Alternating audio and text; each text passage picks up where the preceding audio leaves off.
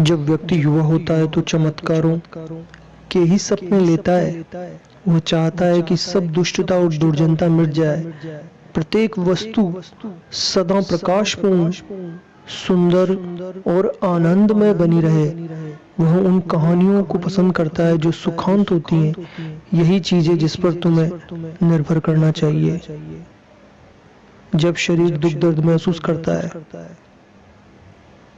तथा अपनी अक्षमता तथा अशक्तता महसूस करता हो तो उसे ऐसी शक्ति के सपने दो जिसके सामर्थ्य की कोई सीमा नहीं, ऐसे सौंदर्य के जिसमें कोई कुरूपता नहीं और अद्भुत क्षमताओं के सपने दो।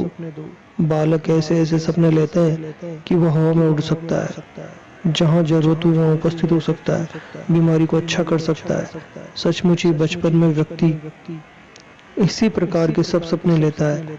सामान्यतः माता पिता और शिक्षक इन सब पर पानी फेर देते हैं, यह कहकर कि ओ यह सब तो सपना है, यह वास्तविकता नहीं है। जबकि होना इससे ठीक उल्टा चाहिए।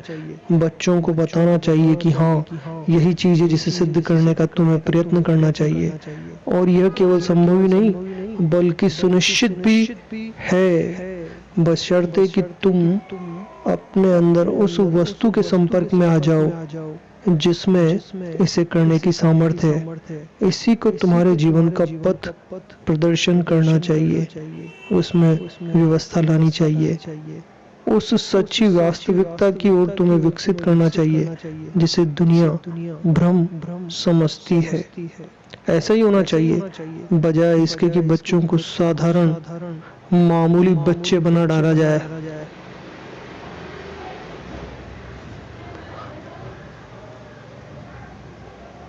जिनकी सारी समझ सादी और ग्राम्य होती है, जिसमें ऐसी सत्यानाशी आदत जमकर बैठ जाती है, जहाँ कहीं कुछ अच्छा शुरू आने की झट यह विचार उठ जाता है कि ओ ऐसा ज्यादा दिन नहीं चलेगा।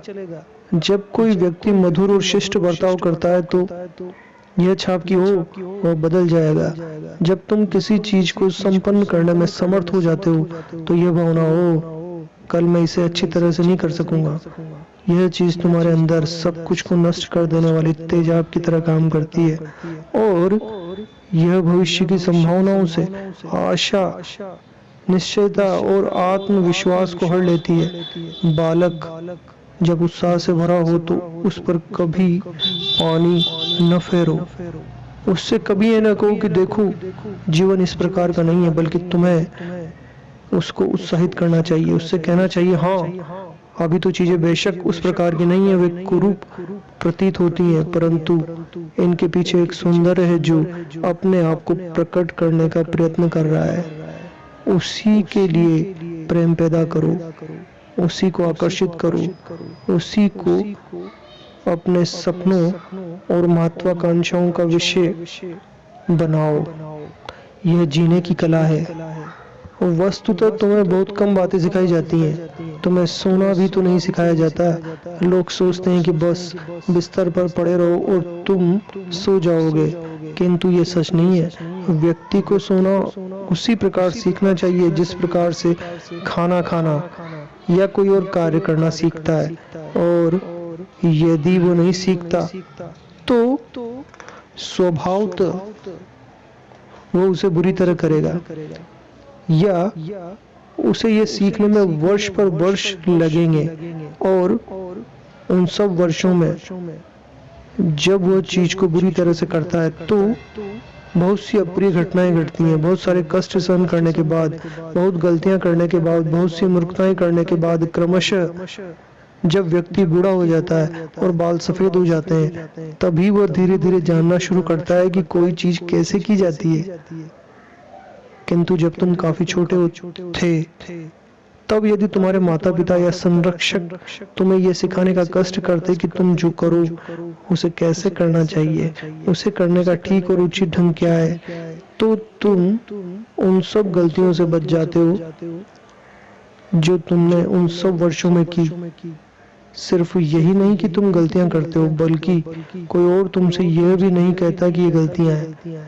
अतः तुम्हें आश्चर्य होता है कि तुम बीमार पड़ गए या थक गए। तुम्हें जानते ही नहीं कि जो तुम करना चाहते हो उसे कैसे किया जाए। तुम्हें कभी शिक्षा ही नहीं मिली।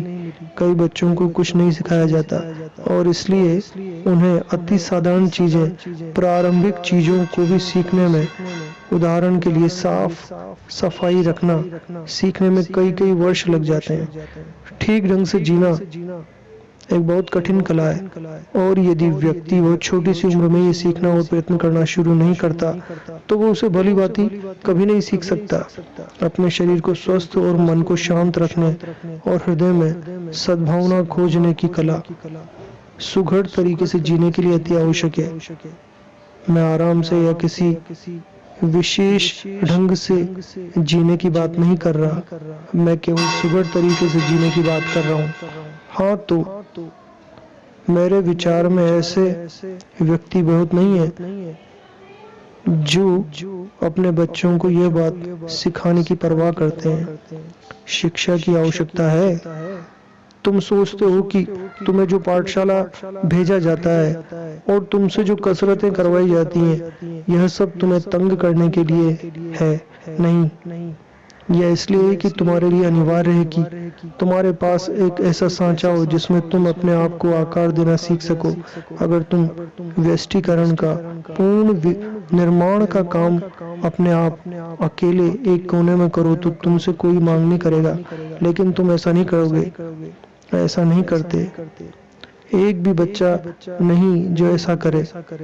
उसे ये मालूम तक नहीं होगा कि ये सब कैसे किया जाए, कहाँ से शुरू किया जाए। अगर तुम किसी बच्चे को जीना नहीं सिखाओगे तो वो जी भी नहीं सकेगा, वो कुछ नहीं कर सकेगा, कुछ भी करना नहीं जानेगा, कुछ भी नहीं।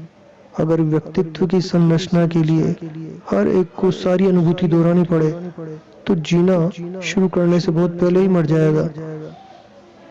यही उन लोगों का लाभ है जिन्हें सदियों से इकट्ठी की गई अनुभूतियां प्राप्त हैं और जो तुमसे कहते हैं, अच्छा तो अगर तुम जल्दी जानना चाहो, कुछ ही वर्षों में ये सब जानना चाहो जिसे सीखने में सदियां लग गई, तो ऐसा करो, पढ़ो, लिखो, अध्ययन करो और फिर भौतिक क्षेत्र में तुम्हें इस चीज को इस तरह से, उसको उस तरह से और तीसरी को तीसरी तरह से करना सिखाया जाएगा। एक बार तुम थोड़ा सा जान लो, फिर यदि तुम्हारे अंदर प्रतिभा होगी तो तुम अपनी पद्धति ढूंढ सकोगे, लेकिन पहले तुम्हें अपने पैरों पर खड़ा होना और चलना सीखना होगा। अपने आप सीखना बहुत कठिन है, सबके लिए यही बात है। अपने आप को गढ़ना होगा। परिणाम स्वरूप शिक्षा की जरूरत होती है।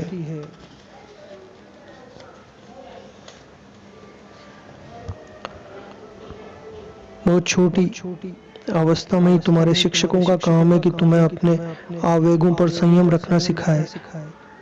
तुम उन्हीं को मानो जो उन कानूनों के अनुकूल हो जिसके अधीन तुम रहते हो, या उस आदर्श के अनुकूल हो जिसका तुम अनुसरण करना चाहते हो, या तुम्हारे परिवेश के वातावरण के अनुकूल हो। जो मानसिक रचना तुम्हारे आवेगों पर नियंत्रण रखेगी उसका मूल्य बहुत कुछ तुम्हारे आस पड़ोस पर, तुम्हारे माता पिता पर, तुम्हें शिक्षा देने वालों के चरित्र पर निर्भर है। वह चाहे अच्छा हो या बुरा, मामूली हो या बढ़िया, वह हमेशा आवेगों पर मानसिक नियंत्रण का परिणाम होता है। जब तुम्हारे माँ बाप कहते हैं कि तुम्हें यह नहीं करना चाहिए, या जब वे कहते हैं कि तुम्हें यह करना चाहिए, तो यह आवेगों पर मन के नियंत्रण की शिक्षा का आरंभ होता है। बुद्धि को स्वामी होना चाहिए हमारा।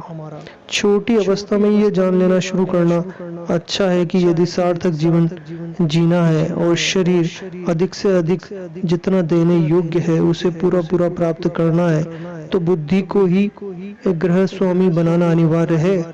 और यह योग करने या किसी उच्च उपलब्धि की बात नहीं, बल्कि यह एक ऐसी चीज है जो सब जगह सिखाई जानी चाहिए। सब विद्यालयों में, सब परिवारों में, सब घरों में मनुष्य की रचना हुई इसलिए कि वह एक मानसिक प्राणी बने।